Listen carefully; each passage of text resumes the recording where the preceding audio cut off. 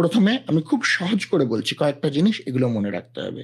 ১ নম্বর, যদি এমন হলো যে কোমরের ব্যথার সাথে আপনার জ্বর রয়েছে এবং সেখানে সিভিয়ার জ্বর বা টেম্পারেচার বেড়ে যাচ্ছে, অর্থাৎ সাইনস অফ ইনফেকশন, যেখানে কোনো ইনফেকশনের সম্ভাবনা আছে, এটা কিন্তু একটা সিরিয়াস অবস্থা।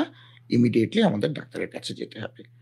২ নম্বরে, যেখানে আমাদের দেখছি পা দুর্বল হয়ে যাচ্ছে, অর্থাৎ পা অসাড় হয়ে যাচ্ছে অথবা পায়ে জোর পাচ্ছি না, সেক্ষেত্রে কিন্তু অর্থাৎ এখানে আমরা ডাক্তারের ভাষায় বলি নিউরোলজিক্যাল ডেফিসিট, এটা থাকলে কিন্তু আমাদের ইমিডিয়েটলি ডাক্তারের কাছে যেতে হবে।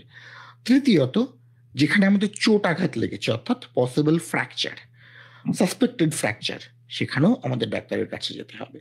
কোমরের ব্যথার সাথে যদি কোনো রিসেন্ট ওয়েট লস, অর্থাৎ সাময়িকভাবে ওজন হঠাৎ করে কমে যাওয়া, এই ঘটনাটা থাকে, অথবা নাইট পেন থাকে, সেই সবগুলোর ক্ষেত্রেও কিন্তু আমাদের তাড়াতাড়ি ডাক্তারের কাছে যেতে হবে।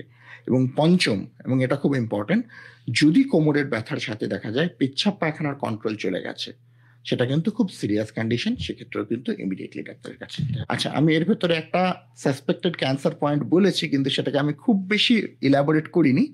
তো সেটা হচ্ছে যে যেখানে দেখা যাচ্ছে sudden weight loss, severe pain, এবং অর্থাৎ হঠাৎ করে ওজন কমে যাচ্ছে, ব্যথা সিভিয়ার, এবং সিভিয়ার নাইট পেন হচ্ছে।